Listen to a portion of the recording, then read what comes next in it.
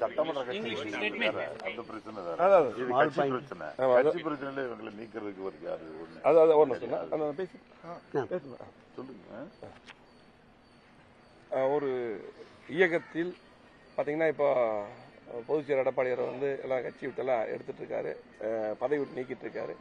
ஒரு இயக்கத்தில் கருத்து வேறுபாடு காஸ்ட் ஆஃப் ஆக்ஷன் காரணமாக, அதாவது விரிசல் அந்த மாதிரி ஏற்பட்டால் அந்த தேதியிலிருந்து எந்த முடிவும் எடுக்க முடியாது. இதுதான் சட்டம். அதே போல குறிப்பாக யாரையும் நீக்குவதோ சேர்ப்பதோ செல்லாது, நியமிப்பதோ செல்லாது. அதே போல 5/5/2026 தேர்தல் முடிவுகள் வெளிவந்த அடுத்த நாளே கருத்து வேறுபாடு வந்துவிட்டது. அதே போல நீதிமன்ற கணக்கிலோ தேர்தல் ஆணைய கணக்கிலோ 11/5/2026 அன்று யார் பதவியில் இருந்து அதுக்கு பின்னால் 11 அந்த பிரச்சனை வந்து ஃபர்ஸ்ட் அவங்க பெட்டிஷன் கொடுத்தா, நாங்க கொடுக்கல, அவங்க கொடுத்தாங்க. அதுக்கப்புறம் வந்து பார்த்து நாங்க கொடுத்தோம். ஃபர்ஸ்ட் ஆரம்பிச்சது அப்படித்தான், ஒவ்வொன்றும் அவங்க தான் அதை பண்றாங்க, அதுக்கப்புறம் நம்ம பண்றோம். நம்ம வந்து தெளிவா வந்து இப்ப பாத்தீங்கன்னா பொதுக்குழுவை கூட்டி தோல்வி எதனால் என்று கண்டிப்பா எல்லாமே கலந்து ஆலோசிக்கணும். பொதுக்குழு கூட்டம் தான் என்னுடைய கோரிக்கை.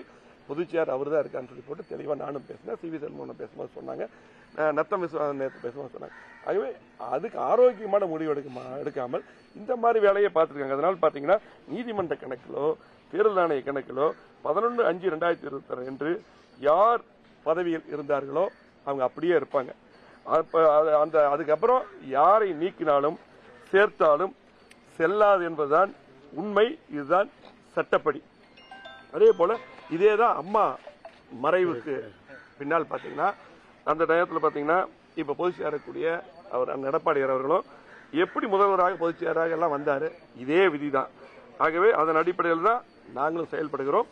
ஆகவே கழக பொதுச் செயலர் என்ற முறையில் இப்போது நீங்கள் எடுக்கும் எந்த நடவடிக்கையும் செல்லாது என்பதை நம்ம உங்களுக்கும் கழக நிர்வாகிகளுக்கும் பொதுமக்களுக்கும் தெரிவித்துக் கொள்கிறோம். தேவையில்லாத அந்த குழப்பமான கட்சியை குழப்பக்கூடிய நடவடிக்கையை நிறுத்திவிட்டு ஆரோக்கியமாக பொதுக்குழுவை கூட்டி இந்த தோல்விக்கு இன்னைக்கு பாத்தீங்கன்னா 3வது இடத்துக்கு நம்ம வந்திருக்கிறோம். இந்த தோல்விக்கு என்ன காரணம் என்று கூடி முடிவெடுத்து கட்சியை பலப்படுத்துவது, ஒற்றுமைப்படுத்துவது தான் எங்களுடைய நோக்கம். இப்ப சொல்றோம் தெளிவா. இவர் வந்து எல்லாத்தையும் போங்க போங்க போங்க நீக்கிட்டே இருக்காரு. இதை வந்து தயவு நிறுத்திட்டு தயவு செஞ்சு இன்னைக்கு பாத்தீங்கன்னா எல்லாத்தையும் வாங்க வாங்க வாங்கன்னு கூப்பிட்டு பிரிஞ்சு போனவங்க, இதுக்கு முன்னாடி நீக்கினவங்க எல்லாத்தையும் ஒற்றுமைப்படுத்தி கட்சியை பலப்படுத்தி புரட்சித் தலைவி அம்மா அவர்கள் என்ன நினைத்தார்களோ, புரட்சித் தலைவர் எம்ஜிஆர் அவர்கள் இந்த கட்சி எதற்காக ஆரம்பித்தார்களோ அந்த அடிப்படையில் திமுக எதிர்ப்பு முக்கியம். திமுக நமக்கு ஆகாது. ஆகவே அந்த அடிப்படையில் கண்டிப்பாக ஒற்றுமையாக இருந்து அம்மாவுடைய ஆட்சி கொண்டு வருவதற்கு நம்ம பாடுபட வேண்டும். இதுதான் எங்களுடைய நோக்கம். ஆகவே இன்னைக்கு வந்து பொதுச்செயலர் அவர்கள் நீக்கின எதுவும் செல்லாது. அவர்களாம் அப்படியே பதவியில் தொடர்வார்கள்.